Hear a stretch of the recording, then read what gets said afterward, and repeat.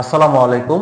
SSC 25 বর্ষের শিক্ষার্থীরা, তোমাদের জন্য আজকে আমি একটি সাজেশন নিয়ে আসছি। সেটা হচ্ছে সাধারণ গণিতের ফাইনাল একটা সাজেশন। আজকের এই সাজেশনে তোমাদেরকে দেখাবো যে জেনারেল ম্যাথে কোন কোন চ্যাপ্টার কিভাবে পড়লে তুমি হচ্ছে সিকিউতে 70 এবং হচ্ছে এমসিকিউতে 30 মার্কস খুব ইজিলি পেতে পারো। তো এর জন্য হচ্ছে আমাকে প্রথমে যে জিনিসটা জানতে হবে সেটা হচ্ছে যে আমাদের সিকিউতে প্রশ্নগুলো কিভাবে আসে। দেখো, আমাদের কিন্তু হচ্ছে সিকিউতে 4টা বিভাগ থাকবে: ক বিভাগ, খ বিভাগ, গ বিভাগ এবং হচ্ছে ঘ বিভাগ। ঠিক আছে।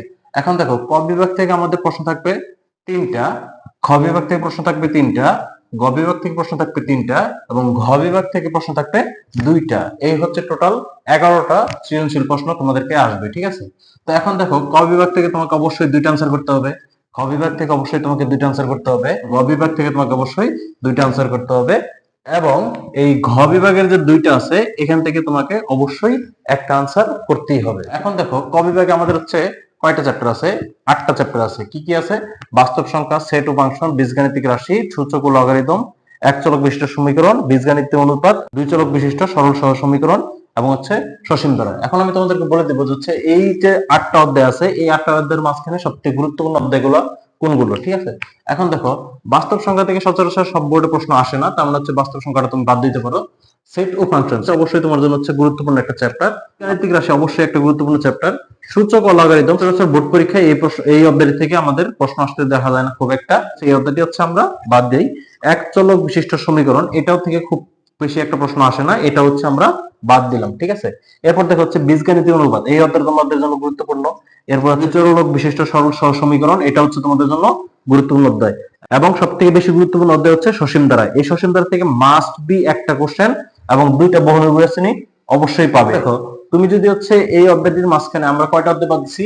প্রথম অধ্যায় বাদ দিছি এবং হচ্ছে সূচক লগারিদম বাদ দিয়েছি এবং হচ্ছে এক চলক বিশিষ্ট সমীকরণ বাদ দিছি, তাহলে কিন্তু আমরা হচ্ছে 3টা অধ্যায় এখান থেকে বাদ দিয়ে দিছি আমাদের যেখানে 8টা অধ্যায় ছিল। ঠিক আছে। এখন এই 5টা অধ্যায় আছে, 5টা অধ্যায় থেকে তুমি যদি খুব ভালোভাবে পড়ো তাহলে কিন্তু তুমি হচ্ছে 3টা সৃজনশীল অবশ্যই কমন পাবা। কিন্তু তোমাকে আনসার করতে হবে 2টা। তাহলে হচ্ছে এই 5টা অধ্যায়ের মাঝখান থেকেও এমন 2টা অধ্যায় খুব ভালোভাবে পড়া দরকার বা এমন 3টা অধ্যায় খুব ভালোভাবে পড়া দরকার যে যাতে তুমি হচ্ছে খুব সহজেই 2টা সৃজনশীল অবশ্যই অবশ্যই কমন পাও। ঠিক আছে। তো আমি দেখাই যাচ্ছি সেই অধ্যায়গুলো কোনগুলো। দেখো, সেট ও ফাংশন থেকে মাস্ট বি কম কোশ্চেন আসবেই। এরপর হচ্ছে বীজগাণিতিক রাশি, এখান থেকেও কোশ্চেন আসবে, তবে এই দুটো হচ্ছে সম্পর্ক করে দিতে পারে। কি করে দিতে পারে? যে সেট ও ফাংশন থেকে এবং বীজগাণিতিক থেকে রাশি মিলে হচ্ছে একটা সৃজনশীল তোমাকে দিয়ে দিতে পারে। আবার দেখা যাচ্ছে সসীম ধারা, এটা কিন্তু হচ্ছে একটা ইউনিক অধ্যায়, এটার থেকে প্রশ্ন একটা থাকবেই। তার মানে তুমি খুব সহজে এই 3টা অধ্যায়, যেরকম হচ্ছে সেট ও ফাংশন এবং বীজগাণিতিক রাশি এবং সসীম ধারা, এই 3টা অধ্যায় যদি খুব ভালোভাবে পড়ো তাহলে তুমি অবশ্যই 2টা সৃজনশীল কমন পাবেই। তাহলে হচ্ছে এই 3টা অধ্যায় খুব ভালোভাবে পড়বা। এছাড়া বাকি যে অধ্যায়গুলো আছে ওগুলো তুমি যদি এই অধ্যায়টা যদি তোমরা কেউ ভালো থাকো তাহলে এটাও দেখতে পারো, এখান থেকেও সৃজনশীল আসবে। দেখো, পরবর্তী বিভাগ আছে আমাদের হচ্ছে খ বিভাগ। খ বিভাগে হচ্ছে অধ্যায় আছে আমাদের কয়টা? 5টা। 5টা অধ্যায়ের মাঝখান থেকে আমাদের সৃজনশীল আসবে 3টা। এখন এই 3টা কোন কোন অধ্যায় মিলে আসবে বা হচ্ছে কোন কোন অধ্যায় থেকে আসবে সেটা তোমাকে প্রথমে খেয়াল করতে হবে। আমাদের প্রথম যে অধ্যায়টা আছে সেটা হচ্ছে রেখা, কোণ এবং ত্রিভুজ এবং দ্বিতীয় যে অধ্যায়টা আছে সেটা হচ্ছে ব্যবহারিক জ্যামিতি, তৃতীয় যে অধ্যায়টা আছে সেটা হচ্ছে বৃত্ত এবং চতুর্থ এবং হচ্ছে পঞ্চম যে অধ্যায়টা আছে সেটা হচ্ছে অনুপাত, সদৃশ্যতা ও হচ্ছে প্রতিসমতা এবং হচ্ছে ক্ষেত্রফল সম্পর্কিত উপপাদ্য এবং হচ্ছে সম্পাদ্য। ঠিক আছে। এখন দেখো, এই যে 5টা অধ্যায় আছে এই 5টা থেকে তোমাকে প্রশ্ন দেওয়া থাকবে 3টা। এখন দেখো, 5টা অধ্যায় থেকে তো আলাদা আলাদা করে প্রশ্ন দেওয়া সম্ভব না, তাহলে প্রশ্নগুলো কিভাবে আসবে? তাহলে দেখো, বৃত্ত থেকে একটা প্রশ্ন মাস্ট বি আসবে, একটা সিকিউ মাস্ট বি আসবে। বাট হচ্ছে এই যে রেখা এবং হচ্ছে ব্যবহারিক জ্যামিতি আছে, এই দুটো মিলে তোমাকে একটা সৃজনশীল প্রশ্ন দিবে এবং অনুপাত এবং ক্ষেত্রফল সম্পর্কিত যে উপপাদ্য সম্পর্কিত অধ্যায় যে অধ্যায়টা আছে এই দুটো অধ্যায় থেকে তোমাকে হচ্ছে একটা সৃজনশীল প্রশ্ন থাকবে। এখন দেখো, এই যে 6 এবং 7 থেকে একটা সৃজনশীল, বৃত্ত থেকে আলাদা একটা সৃজনশীল এবং হচ্ছে 14 এবং 15 থেকে একটা সৃজনশীল। এখন তুমি বুঝতেই পারতেছো যে তোমাকে কোন অধ্যায়টা গুরুত্ব দিয়ে পড়তে হবে। তুমি চাইলে হচ্ছে যারা হচ্ছে জ্যামিতি আঁকা আঁকিতে ভালো থাকো তারা হচ্ছে 6 এবং 7 করতে পারো এবং হচ্ছে সাথে হচ্ছে বৃত্তটা করতে পারবে।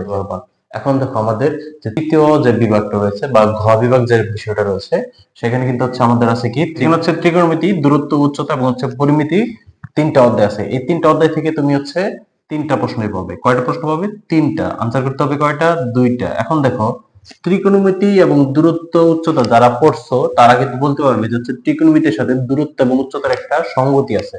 এখন যদি কোনো কারণে দূরত্ব এবং উচ্চতা থেকে তোমাকে সিকিউ প্রশ্ন না আসে সেক্ষেত্রে কিন্তু এই যে ত্রিকোণমিতি, এটা থেকে একটা প্রশ্ন থাকবে, পরিমিতি এবং হচ্ছে এটা থেকে একটা প্রশ্ন থাকবে। তুমি খুব ভালো করেই জানো যে পরিমিতির সাথে দূরত্ব এবং উচ্চতার কোনো প্রকার সম্পর্ক নাই। তাহলে কিভাবে দিবে? কিভাবে দিতে পারে যে হচ্ছে ত্রিকোণমিতি থেকে একটা কিছু অংশ দিবে এবং দূরত্ব এবং উচ্চতা থেকে কিছু অংশ দিবে। কারণ কি, দূরত্ব এবং উচ্চতা যে অধ্যায়টা রয়েছে সেটা হচ্ছে ত্রিকোণমিতির একটা ব্যবহারিক অংশ, ঠিক আছে? তার মানে হচ্ছে যদি প্রশ্নের কম্বিনেশন হয় একটা সৃজনশীলে, তাহলে হচ্ছে ত্রিকোণমিতি এবং হচ্ছে দূরত্ব থেকে কম্বিনেশন হতে পারে, ঠিক আছে? তাহলে তুমি চাইলে পারো হচ্ছে 9 এবং 10 খুব ভালোভাবে পড়তে পারো। কারণ কি, এখানে কিন্তু হচ্ছে তুমি দুইটা সৃজনশীল পাচ্ছ। এবং ত্রিকোণমিতি অংশ যারা ভালো থাকে তারা অবশ্যই দূরত্ব এবং উচ্চতা নিয়ে টেনশন করে না। তাই বলতে পারি যে হচ্ছে ত্রিকোণমিতি এবং হচ্ছে দূরত্ব তুমি ভালোভাবে পড়তে পারো। এছাড়া কিন্তু হচ্ছে যদি তুমি পরিমিতি পড়ো, এখান থেকে একটা সৃজনশীল পাবে এবং হচ্ছে ত্রিকোণমিতি থেকে একটা সৃজনশীল পাবে। তুমি চাইলে পরিমিতি এবং ত্রিকোণমিতি আলাদা আলাদা পড়তে পারো। কিন্তু আমার কাছে মনে হয় যাচ্ছে ত্রিকোণমিতি এবং দূরত্ব উচ্চতা একই টাইপের অঙ্ক। এই অধ্যায় দুটার মাঝখানে যেহেতু সম্পর্ক আছে, তার মানে আমি বলতে পারি যে হচ্ছে ত্রিকোণমিতি এবং দূরত্ব উচ্চতা তোমাদের পড়া উচিত, ঠিক আছে? পরিমিতি চাইলে বাদ দিতে পারো। এরপর হচ্ছে পরিসংখ্যানে যে দুটো সৃজনশীল আসবে সেখান থেকে তুমি হচ্ছে একটা প্রশ্ন আনসার করতে পারবে। এখন দেখো, আমি কিন্তু তোমাদেরকে দেখাই দিলাম যে হচ্ছে কোন কোন অধ্যায় থেকে কিভাবে প্রশ্নগুলো আসবে, কিন্তু কি প্রশ্নগুলো কি টাইপের হবে বা প্রশ্নগুলোর ধরন কি হবে সেটা কিন্তু হচ্ছে তুমি যদি অধ্যায়গুলো পড়া থাকো এবং হচ্ছে বেশ কিছু সৃজনশীল প্রশ্ন তুমি সলভ করো, তাহলে কিন্তু তুমি হচ্ছে এসএসসি পরীক্ষার জন্য আমি যে সাজেশনটা তৈরি করছি সেখান থেকে তুমি কমন পেতে পারো। এখন দেখো, সিকিউ তে তোমাকে 70 এবং এমসিকিউ তে 30, ঠিক আছে? এখন দেখো, সিকিউ তে যেহেতু অঙ্কের একটা বিষয়, অঙ্কে তো কিন্তু হচ্ছে 100তে 100 পাওয়া আহামরি কোনো কিছু না, 100তে 100 অনেকেই পায়, ঠিক আছে? এখন তুমি পাওয়ার জন্য আসলে কি করবা? তুমি পাওয়ার জন্য হচ্ছে এই অধ্যায়গুলো ধরে ধরে শেষ করে ফেলবা, ধরে ধরে পড়ে ফেলবা এবং হচ্ছে এই অধ্যায় থেকে কি ধরনের প্রশ্ন আসে সেই প্রশ্নগুলো একটু ভালোভাবে খেয়াল করবা। তার জন্য তোমাকে হচ্ছে বিগত বছরের বোর্ড পরীক্ষার প্রশ্নগুলো খুব ভালোভাবে দেখতে হবে। বোর্ড পরীক্ষার প্রশ্নগুলো তুমি যত বেশি সলভ করবা এবং হচ্ছে টেস্ট পেপারের প্রশ্নগুলো, বিভিন্ন নাম স্কুল যেগুলো রয়েছে সেই পরীক্ষাগুলোতে যে প্রশ্নগুলো আসছে সেই প্রশ্নগুলো হচ্ছে ধরে ধরে খুব ভালোভাবে এবং খুব সুস্থে সুন্দরভাবে বুঝে শুনে সলভ করার চেষ্টা করবা, ঠিক আছে? যত বেশি প্রশ্ন সলভ করবা গণিতের, তত বেশি তুমি হচ্ছে তত ভালো মার্কস পেতে পারো হচ্ছে তোমার বোর্ড পরীক্ষা এবং তত ভালো প্রিপারেশন তোমার হবে বোর্ড পরীক্ষার জন্য।